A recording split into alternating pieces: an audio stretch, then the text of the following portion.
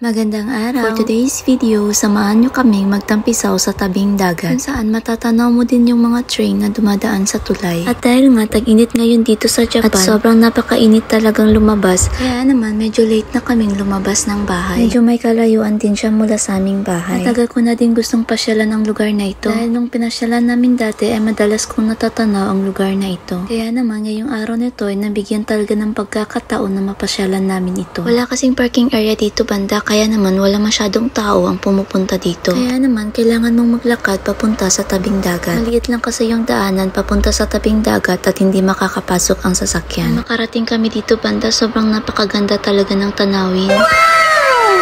Mula dito, matatanaw mo yung tulay kung saan sa taas niyan ay dumadaan yung mga sasakyan at sa baba naman kung saan dumadaan yung mga train. Sobrang nagustuhan talaga namin ang lugar na ito. Lalo na si Bunso, sobrang natutuwa talaga siya. Kasi naman nakikita niya yung paborito niyang Ampaman train na dumadaan dito sa tulay. So tara, ikot-ikot muna tayo para maipakita ko din sa inyo ang lugar na ito.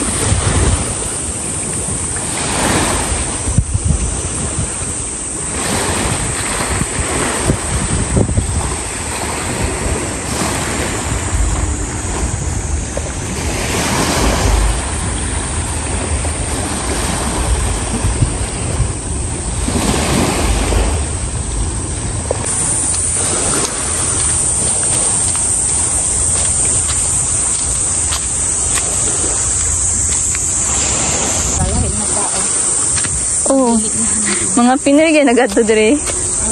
Natakit at tapos mao lagi ito nakita na akong Pinoy. Nag-search mo ko asa may gwapo dire nga.